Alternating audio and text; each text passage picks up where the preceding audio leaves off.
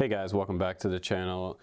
I'm Justin Davis and I'm going to tell you about a special beginner drone today. We're going to talk about something for the absolute beginners. If you're just thinking about flying quadcopters or getting into this is definitely one to consider, mainly for a few points. It has awesome Wi-Fi on here, connects to your smartphone. It works on iOS or Android, so that's pretty cool. It has an app in the Android store and the iOS store you can download. It's called Wi-Fi UFO, and it has a pretty decent user manual on it too. It's called the Fayee FY603.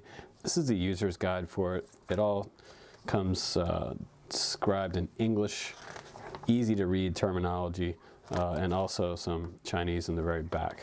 Now, some of the cool things about this one is the fact that it is relatively small. It's really easy to fly indoors and outdoors. I took it out to the park and tested out this little roll cage and the durability of it. I didn't break a single prop on some of my flight tests. So that's pretty cool for a new beginner if you're just getting into it. You don't have to replace a lot of parts on this. And this little plastic frame, I was kind of thinking might not be that durable, but it actually bounced when it hit a tree. So it's actually pretty decently durable. And the transmitter itself, it comes with a little phone connector at the very top here. None of the buttons are labeled. I was hoping that some of these buttons would be labeled for new guys, but it also features something on here that is very, very cool. It's called altitude hold. So what it does is it sits in the air and it holds its spot in the air. It doesn't move around too much on a very calm day, but on the really windy days, this one's not a good outdoor drone, mainly because it doesn't have like a GPS hold on there. So it's not going to hold its position specifically. But the cool thing about altitude hold is you don't have to play around with this throttle stick a lot to maintain a level flying quad. So that's actually really nice. The self-centering stick on the left-hand side here, you'll notice it comes back to the center.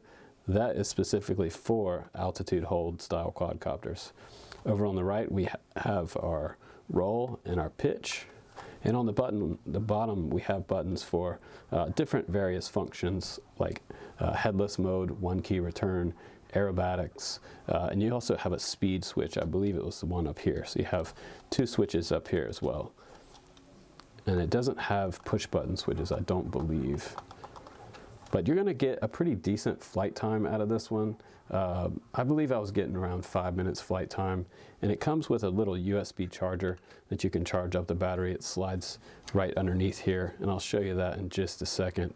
The transmitter itself takes 3 AAA batteries, which I have in here. And my flight test actually went pretty nice. The day that I flew it, it was a little bit overcast. That 0.3 megapixel camera is not the highest resolution, honestly, but for taking little stills and playing around with videos outdoors at the local park, it was kind of fun. It was something interesting. And the coolest thing about it is that it teaches you orientation for learning how to fly quadcopters. If you're not too serious about flying or you don't really want to invest a whole lot of money, this is kind of something cool for you to try out. The battery itself is a 3.7 volt 380 milliamp battery. It's quite tiny. Also in the package you get 2 screwdrivers, and you get sort of a explanation about how to use the app that comes along with it. And it looks like it's partially in English, so you have how to connect to the Wi-Fi, and you don't need any password here to connect to the Wi-Fi. It's just like connecting to your home Wi-Fi. So there's an iOS app, Android, and then the Chinese version over here on the far right. And then on the very top of the page here, there's some interface controls that show you that you can fly it from the app with on-screen controls, or you can fly it directly from the transmitter. So that's kind of cool too. And this is the little charger that comes along with it. It's USB on one end, and it has an LED light inside that lets you know when it's done charging. You can just plug that into your computer and simply charge up your quad battery.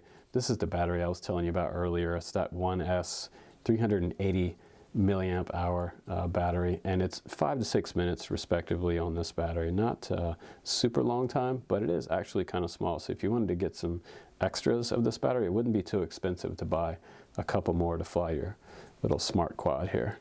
So I turn on the quad and I turn on the radio, and you'll notice it's blinking right here, and I don't have any controls yet. I can't do anything. So what you have to do to get this to link up with the quadcopter is hold the throttle all the way up and then all the way down. You'll hear it beep like that, and now it's ready to go. You can actually do your one-touch takeoff, one-touch landing with this one. It's actually pretty neat. So I'll go ahead and open up the Wi-Fi settings. I'll go to my Wi-Fi here, and I'll look for Wi-Fi UFO. Go ahead and connect to that.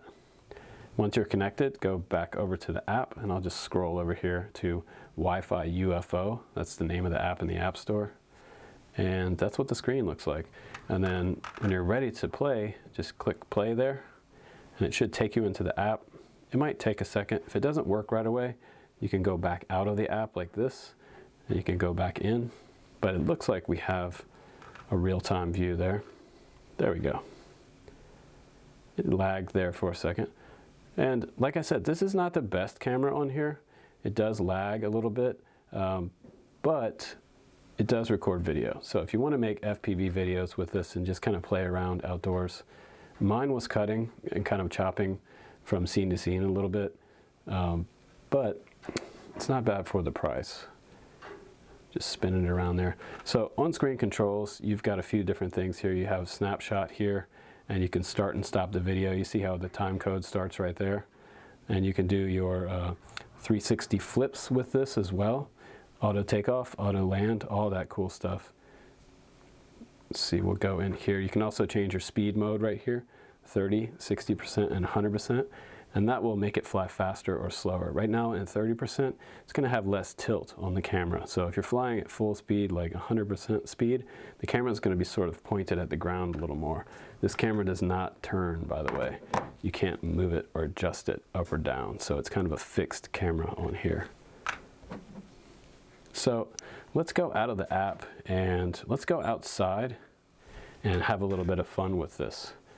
And I just want to show you, before we go outside, that my iPhone 6 Plus actually fits on this phone holder right here. So you can get it, pretty big screen on here, even with a case.